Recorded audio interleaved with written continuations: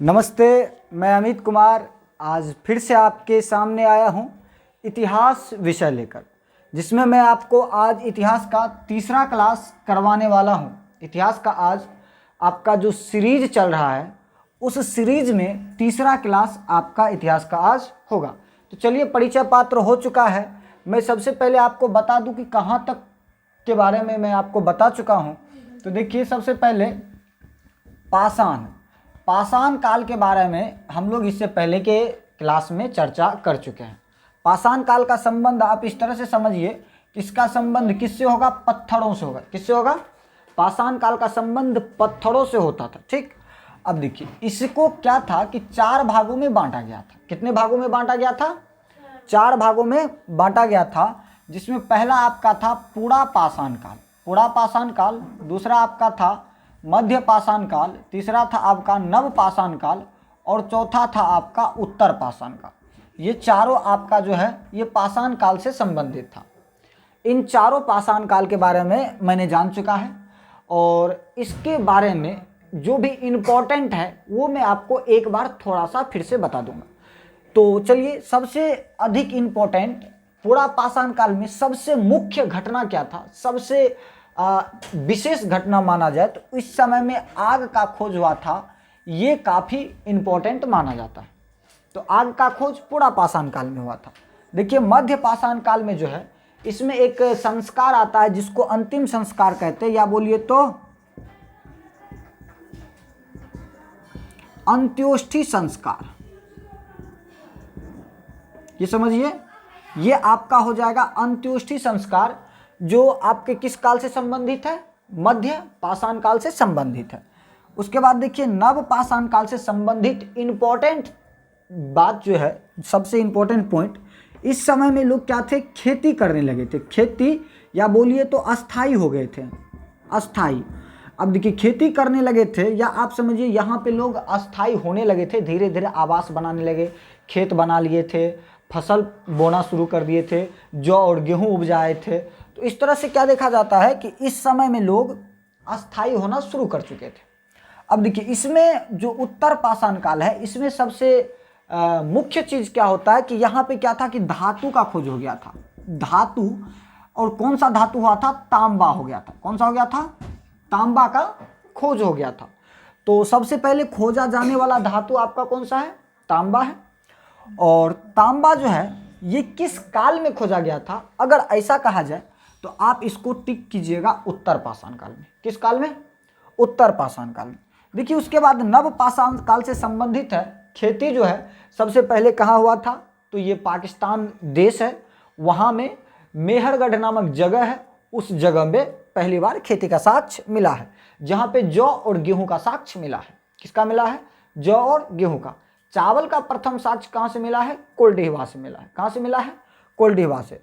उसके बाद देखिए, गढ़ता आवास में चित्र बनाया हुआ जो साक्ष्य मिला है, आदि मानवों द्वारा जो चित्र बनाया गया, वो भीमबेटका से मिला है। और भीमबेटका कहाँ पड़ता है? मध्य प्रदेश में पड़ता है। कहाँ पड़ता है? मध्य प्रदेश में भीमबेटका पड़ता है।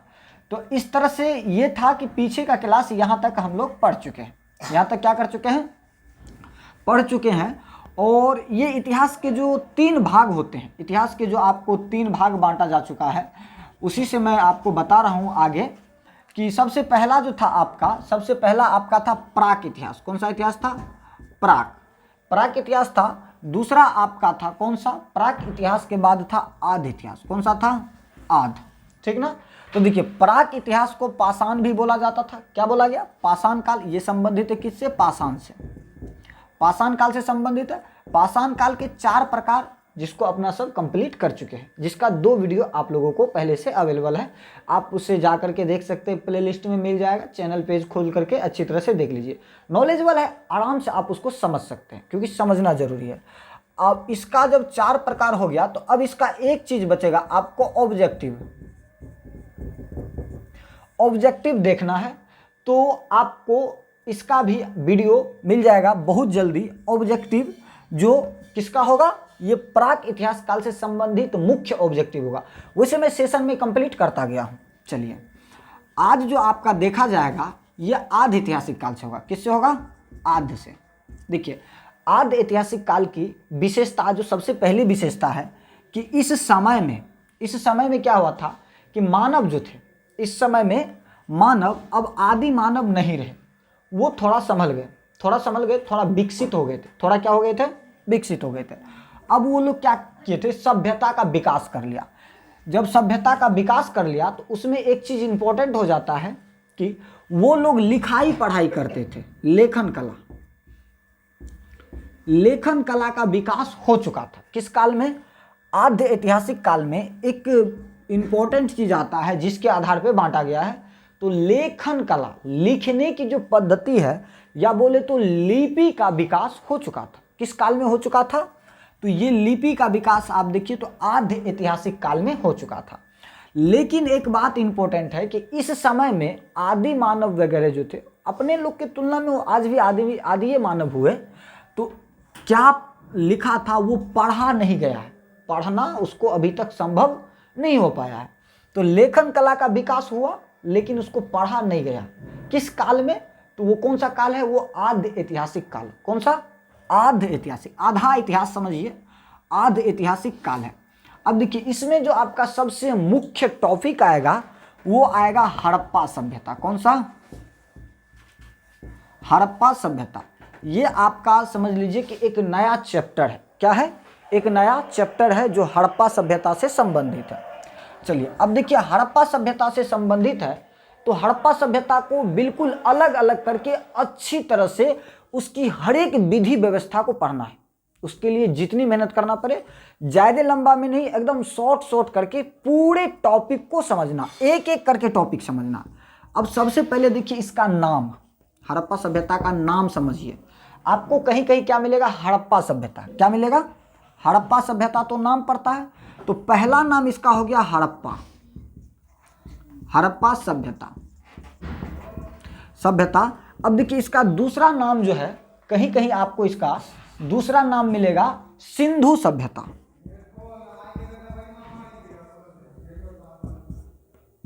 सिंधु सभ्यता। चलिए ये आप समझे, पहला नाम क्या मिलता है? हड़प्पा सभ्यता। दूसरा क्या मिलता है? सिंधु सभ्यता, या इसी सिंधु सभ्यता को कहते हैं सैंधव सभ्यता। सैंधव सभ्यता। देखिए एकदम रिलैक्स होकर समझना है। तीसरा हो गया आपका कौन सा? सैंधव सभ्यता। अब देखिए एक चौथा नाम भी इसका है कांस्य युगीन सभ्यता। कांस्य युगीन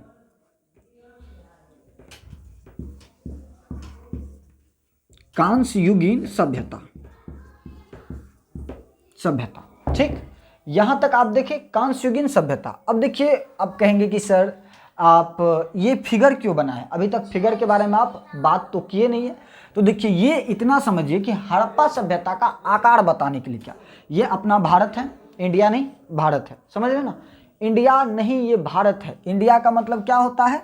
देखिए इंडिया शब्द जो है मैं बताता हूँ, INDIA इंडिया, या INDIAN इंडियन। इंडियन शब्द, भारतीय हैं आप इंडियन नहीं है।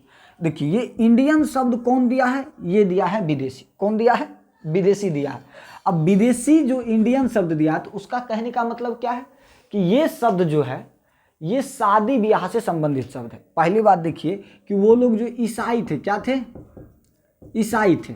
देखिए ईसाई लोग शादी जो करते हैं वो चर्च में करते हैं। क्या करते हैं? वो चर्च में, ओ माय गॉड जो होता है वो चर्च में शादी करते हैं, और वो चर्च में जाकर के शादी अपने तौर तरीका से कर लेते हैं।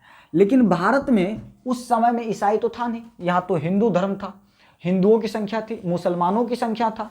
तो हिंदू मुस्लिम थे, जो भी थे, बौद्ध थे, ईसाई थे, जैन थे, ईसाई तो नहीं थे। अब जब ईसाई यहाँ पे आए तो उसके अनुसार जिसका शादी चर्च में नहीं हुआ, ठीक है, नहीं हुआ, लेकिन वो दोनों पति पत्नी हुए, अलग विधि से शादी किया, चर्च में नहीं किया, लेकिन फेरा लेके तो किया ना। तो चर्च में शादी नहीं हुआ, दूसरे विधि से शादी किया, पति पत्नी बने, उसका जो संतान हुआ उसको कहते हैं इंडियन, और उसको कहते हैं अवैध संतान। तो मतलब अवैध संतान को कहते हैं इंडियन। तो ईसाई के अनुसार हम भारतीय अवैध हो गए, ये संभव है। इसीलिए हम इंडियन नहीं, हम भारतीय हैं, क्योंकि हम तो यहाँ शादी में फेरा लेते हैं या फिर निकाह करते हैं, हम कबूल करते हैं। तो ये तरीका है। तो हम इंडियन नहीं है, हम भारतीय हैं। क्या है? भारतीय है। ये विदेशियों का ये जो भी है वो हमें छोड़ना है। चलिए, तो ये भारत का नक्शा हो गया। इसमें देखिए आकार कैसा था, तो हड़प्पा सभ्यता का जो विकास हुआ था ये पश्चिम उत्तर में हुआ था। उत्तर देखिए, भारत के पश्चिमी भाग में और उत्तरी भाग में क्या होता है कि आपका ये सभ्यता का विकास होता है। इसको ऐसे समझिए कि मान लीजिए हम बीचों बीच क्या करते हैं, एक लाइन दे देते हैं और ऐसे करके भी एक लाइन दे देते हैं। ये आपका दिशा है, ये उत्तर हो गया, ये आपका दक्षिण हो गया, ये आपका पूर्व हो गया, ये आपका पश्चिम हो गया। ठीक ना? अब देखिए आपका क्या होगा कि ये देखिए ये उत्तर दिशा हो गया और ये पश्चिम दिशा हो गया। तो इस भाग में कहेंगे, ये जो टुकड़ा आप देख रहे हैं, इस टुकड़ा में क्या था कि आपको देखने को मिला कि सिंधु सभ्यता या फिर बोले तो हड़प्पा सभ्यता का विकास इस वाले टुकड़े में हुआ, भारत के उत्तर पश्चिमी हिस्से में। किस हिस्से में? उत्तर और पश्चिमी हिस्से में क्या होता है कि हड़प्पा सभ्यता का विकास होता है। समझ रहे हैं ना? आप इधर देखिए, आप इधर में आपको उसका कोई भी नगर वगैरह नहीं मिलेगा, लेकिन यहाँ से केंद्र से लीजिए, थोड़ा सा इधर उधर होगा, आगे मैं आपको चौहद्दी बताऊंगा तो उसमें आपको क्लियर हो जाएगा। तो ये उत्तर पश्चिमी में इसका विकास हुआ था। तो यहाँ से ये चीज़ समझ रहे हैं कि हड़प्पा सभ्यता का विकास किस क्षेत्र में हुआ था? उत्तर पश्चिम क्षेत्र, उत्तर पश्चिम क्षेत्र में, उत्तर और पश्चिमी भाग में हड़प्पा सभ्यता का विकास हुआ था। अब देखिए इसका आकार कैसा है, तो इसका आकार है त्रिभुज जैसा। त्रिभुज समझते हैं? त्रिभुजाकार, या आप त्रिभुज बोलिए, त्रिभुज के आकार जैसा, मतलब त्रिभुजाकार। आपका त्रिभुज इस टाइप से बन सकता है, बिल्कुल बन सकता है, आप इस टाइप से भी बना सकते हैं, कोई बात नहीं है। तो हड़प्पा सभ्यता का जो विकास हुआ वो किस आकार का था, उसका जो ये देखिए, ये भारत का आपका नक्शा है। ये क्या है? भारत का नक्शा। यहाँ से लीजिए, यहाँ से लीजिए, यहाँ से, तो ये लगभग क्या है? चतुर्भुज टाइप का है। कैसा है? चतुर्भुज। लेकिन आप देखिएगा तो हड़प्पा सभ्यता का विकास किस आकार में हुआ था? त्रिभुजाकार में हुआ था। किस आकार में हुआ था? त्रिभुजाकार में हुआ था। चलिए यहाँ तक तो समझ गए। अब मैं जरा फिगर को मिटा दूँ, ये थोड़ा सा आपको आकार समझाने के लिए मैंने फिगर बनाया। चलिए, तो अब नामों को समझते हैं। हम किसको समझते हैं? नामों को। हड़प्पा सभ्यता का कुल कितना नाम बताए? देखिए हड़प्पा सभ्यता का टोटल 4 नाम। कितना नाम? 4 नाम। पहले नाम का अंतर समझ लेते अच्छी तरह। उसके बाद शुरुआती कहाँ से हुआ, सबसे पहले हड़प्पा सभ्यता का साक्ष्य किसने पाया, सबसे पहले किसने देखा, ये सब कुछ पढ़ना है। तो देखिए हड़प्पा सभ्यता जो है इसका सबसे पहले मतलब खोज जब किया, देखिए जानकारी धीरे धीरे निकलता गया, धीरे धीरे आगे बढ़ता गया, लोग उसकी तरफ ध्यान आकर्षित करते गए, फिर जाके हुआ। उन सबको देखना है। तो यहाँ नाम देखिए, सबसे पहले 1921 में, कब? 1921 में एक नगर का खोज हुआ। हड़प्पा सभ्यता, पूरी सभ्यता में एक नगर है जिसका नाम रखा गया हड़प्पा। क्या रखा गया नाम? हड़प्पा नामक नगर का खोज किया गया। हड़प्पा नामक नगर का खोज किया गया। ठीक। अब देखिए सबसे पहले ये जो है प्रथम खोज है, प्रथम खोज। तो ये समझिए कि प्रथम खोज कौन सा हो गया? हड़प्पा नामक नगर, हड़प्पा नामक नगर। अब पूरे सभ्यता में सबसे पहले एक नगर खोजा गया जिसका नाम था हड़प्पा। इसीलिए आगे जितनी भी नगरें मिली जिससे ये सभ्यता प्रकाश में आया, तो इसीलिए इसको बोल दिया हड़प्पा सभ्यता। तो सिंधु सभ्यता को हड़प्पा सभ्यता क्यों कहा जाता है? क्योंकि सर्वप्रथम इस सभ्यता का एक नगर खोजा गया जिसका नाम हड़प्पा रखा गया। इसीलिए प्रथम नगर हड़प्पा खोजे जाने के कारण पूरी सभ्यता का भी नाम हड़प्पा माना जाता है, कहा जाता है। चलिए अब आगे देखिए, आगे क्या है आपका? आगे है आपका सिंधु सभ्यता। कौन सा सभ्यता? सिंधु सभ्यता। देखिए पहला नाम में आपको किसी तरह की दिक्कतें नहीं होनी चाहिए। इसमें सीधा समझिए सबसे पहले खोजा गया नगर हड़प्पा था, इसीलिए इसको हड़प्पा सभ्यता कहते हैं। ये 1921 में खोजा गया था। कब खोजा गया था? 1921 में। अब खोजने वाले व्यक्ति का नाम अगर बताए तो हड़प्पा सभ्यता को खोजने वाले व्यक्ति का क्या नाम था? दयाराम साहनी। क्या नाम था? दयाराम साहनी। तो याद रखेंगे, राय बहादुर दयाराम साहनी, दयाराम साहनी।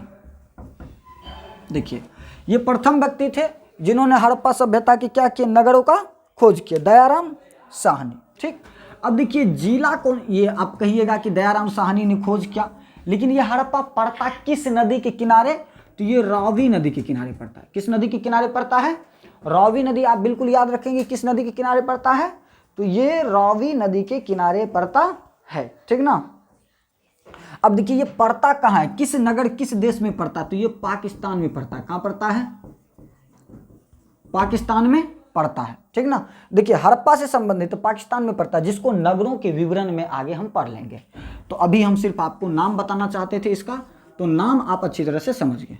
अब देखिए सिंधु सभ्यता क्यों कहते हैं, देखिए हड़प्पा सभ्यता में आज वर्तमान में जितने भी नगर मिले हैं, जितने भी नगर मिले हैं, वो किसी ना किसी तरह क्या है कि सिंधु नदी से संबंधित है। देखिए या तो वो सिंधु नदी के किनारे मिला है या सिंधु नदी की सहायक नदियों के किनारे मिला है। समझ रहे मेरी बात को, या तो वो सिंधु नदी के किनारे मिला है, नहीं तो वो सिंधु नदी की जो सहायक नदियां हैं उन नदी के किनारे मिला है। तो ध्यान से सोचिए, सिंधु नदी के किनारे मिले तो ठीक है, सिंधु नदी से संबंधित है, या सिंधु नदी के सहायक नदियों के किनारे मिले तो संबंधित किससे है, सिंधु नदी से है ना। तो इस तरह से हड़प्पा सभ्यता मुख्य रूप से जितने भी नगर मिले हैं इस सभ्यता के, वो सब के सब किसी न किसी तरह सिंधु नदी से संबंधित है, सिंधु नदी से संबंधित है। इसीलिए इसको क्या कहते हैं, सिंधु सभ्यता कहा जाता है। ये भी नाम आपको क्लियर रहा, कोई दिक्कत नहीं, नाम में कोई अंतर नहीं है। आगे देखिए, आगे आपका सैंधव सभ्यता, सिंधु सभ्यता, ये दोनों एक से दूसरे से संबंधित है। आप इसको सिंधु सभ्यता कह लीजिए या सैंधव सभ्यता कह लीजिए, चलेगा। अगला देखिए तीसरा नाम है कांस्ययुगीन सभ्यता। देखिए क्या होता है कांसा, कांसा। देखिए कांसा क्या है, एक मिश्र धातु है। क्या है, मिश्र धातु, मिश्र धातु। अब देखिए मिश्र धातु क्या होता है, जिसमें काफी धातुओं का मिलावट होता है, काफी धातुओं का मिलावट होता है। चलिए, तो काफी धातुओं का मिलावट होगा तो उसको क्या कहेंगे, मिश्र धातु कहेंगे। अब देखिए कांसा जो बनता है, मेरी बात सुनिए, कांसा जो बनता है ये दो धातुओं से मिलकर बनता है। कांसा कितने धातुओं से मिलकर बनता है, दो धातुओं से। अब वो कौन कौन धातु है, एक है आपका तांबा, क्या था, तांबा, और दूसरा आपका कौन सा है, टीना। कौन सा, टीन। देखिए तांबा प्लस टीन तब बना आपका कांसा। क्या बना, कांसा। तो ये बात आप समझ रहे हैं कि इस समय में क्या था कि कांसा का उपयोग किया जाता था। अभी देखिए अपना लोग किस युग में निवास कर रहे हैं, ऐसे समझिए अभी वर्तमान के युग को आप कहेंगे लोह युग। क्या कहेंगे, लोह युग। कैसे कहेंगे, आज आप अपने घर में देखिए, जहाँ बैठे हैं, जहाँ स्टडी कर रहे हैं बैठ के, वहाँ पे लगभग जितना भी सामान होगा उसमें से 80 से 85% आपका क्या है, लोहे का बना हुआ होगा। हो सकता है आप जिस टेबल पे बैठे उसमें कहीं ना कहीं लोहा है, आप जिस कुर्सी पे बैठे उसमें कहीं ना कहीं लोहा है, आपका जो घर बनाया गया है उसमें कहीं ना कहीं लोहा है, आप जितने भी सामान देख रहे हो उसमें कहीं ना कहीं लोहा इंक्लूड किया है। लोहा में उसका मतलब उसमें लोहा का उपयोग किया गया है। तो किस धातु का सबसे अधिक उपयोग हो रहा है, लोहा का सबसे अधिक उपयोग हो रहा है, इसीलिए इसको कहेंगे लोह युग। वर्तमान युग लोह युग है। लेकिन क्या था कि हड़प्पा सभ्यता के टाइम में लोहा का उपयोग नहीं था, वो लोग लोहा के बारे में नहीं जानते थे। वो लोग टीना और तांबा दोनों को मिला करके कांसा बनाने के लिए जानते थे। क्या बनाते थे, टीना और तांबा दोनों को मिश्रित करके कांसा बनाने के लिए जानते थे। और उसी कांसा से वो क्या करते थे, बर्तन वगैरह बनाते थे। बर्तन समझ रहे, जैसे आपके घर में बना हुआ खाना बनाने वाला जितना भी बर्तन होता है, समझ रहे। अब मान लीजिए कि सामान वगैरह रखने वाला भी तो बर्तन हुआ, मतलब कोई सामान हुआ। जैसे आप अलना रखते, अलना पे कपड़ा वगैरह रखते हैं। बर्तन रखने वाला जो स्टाइल का बनाया जाता है, इस टाइप का क्या कहते हैं उसको, मीट बॉक्स। क्या कहते हैं, मीट बॉक्स। इसमें बर्तन रख दिया जाता है ऐसे करके, तो वो सब भी बनाया जाता है। तो इतना तो बढ़िया व्यवस्था नहीं मिला क्योंकि वो काफ़ी टाइम पहले की बात है। हाँ, लेकिन क्या करते थे वो लोग, टीना और तांबा को मिला करके कांसा का उपयोग करते थे। और ये सबसे ज्यादा उपयोग होने वाला मिश्र धातु था। देखिए तांबा का भी उपयोग करते थे, क्योंकि तांबा और टीना मिल करके ही आपका कांसा बनेगा। तो इसका मतलब है कि उन लोगों को तांबा का भी ज्ञान था, जिसका खोज कहाँ हो चुका था, ये उत्तरी पाषाण में हो चुका था। किस में हो चुका था? उत्तर पाषाण में ही हो चुका था। उसके बाद देखिए टीना का भी खोज हो चुका था, टीना का भी खोज हो चुका था। तो ये लोग टीन का भी उपयोग करते थे, तांबा का भी उपयोग करते थे, और दोनों को मिला करके कांसा बनता था, उसका भी उपयोग करते थे। इसमें सबसे ज्यादा वो लोग कांसा का उपयोग करते थे। तो ये रहा आपका हड़प्पा सभ्यता के जितने भी नाम हैं, उन नामों का सही सही आपका अर्थ, जो वाकई जो अर्थ आपको जानना चाहिए कि हड़प्पा सभ्यता इसको क्यों कहते हैं, सिंधु सभ्यता क्यों कहते हैं, सैंधव सभ्यता क्यों कहते हैं, या फिर इसको कांस्य युगीन सभ्यता क्यों कहते हैं। अब यहाँ से एक चीज़ आपको याद रखना होगा कि हड़प्पा सभ्यता किस युग की सभ्यता है। देखिए, तो आपको अगर पूछा जाए हड़प्पा सभ्यता किस युग की सभ्यता है, तो आपको कहना है कांस्य युगीन सभ्यता। कौन सी युगीन? कांस्य युगीन, कांस्य युगीन सभ्यता। हड़प्पा सभ्यता कैसी सभ्यता है? कांस्य युगीन सभ्यता है। अब अगर पूछा जाए कि हड़प्पा सभ्यता का विकास भारत के किस क्षेत्र में था, इसको कहेंगे पश्चिम उत्तर भाग में, या पश्चिमो उत्तर, ये नहीं कहेंगे, पश्चिमो उत्तर। तो पश्चिमी और उत्तरी भाग में क्या था? दोनों मिलाकर के पश्चिम उत्तर भाग में हड़प्पा सभ्यता का विकास था। देखिए हड़प्पा सभ्यता का विकास जो शुरू होता है, हड़प्पा सभ्यता का जो प्रारंभिक काल होता है, ये किस काल का होता है? तो देखिए इस समय में तांबा का उपयोग हो रहा था, तांबा का उपयोग हो रहा था। लेकिन ये कहाँ से शुरू होता है? देखिए नव उत्तर पाषाण काल, उत्तर पाषाण काल। अब इस बात को जरा जोर से समझिएगा, उत्तर पाषाण काल।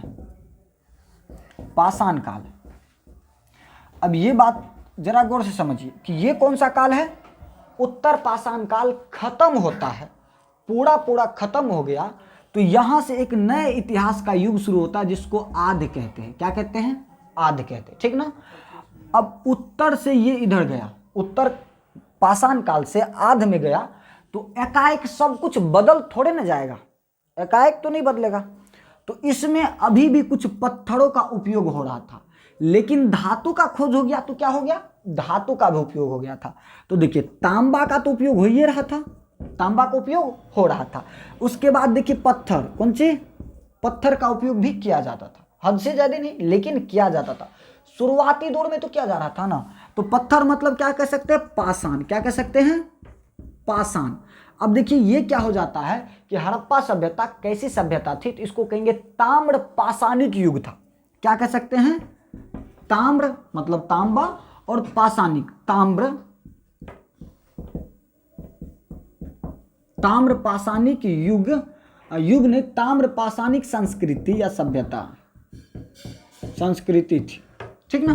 तो कैसा था ये? एक तरह से ताम्र पाषाणिक संस्कृति से संबंधित है, ताम्र पाषाणिक संस्कृति से संबंधित, जिसमें क्या आता था? तांबा आ गया और पाषाण आ गया, पत्थर का भी उपयोग हो रहा था।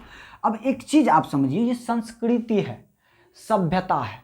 संस्कृति और सभ्यता दो अलग अलग चीज हैं। देखिए सभ्यता क्या है?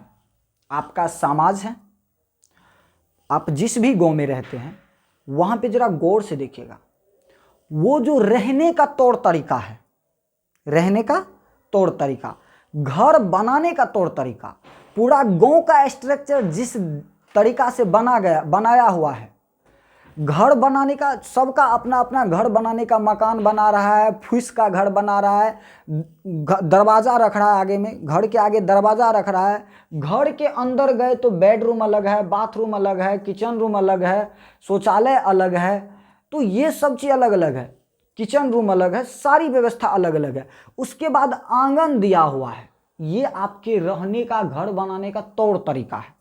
ये तौर तरीका हो गया आपकी सभ्यता। क्या हो गया? सभ्यता।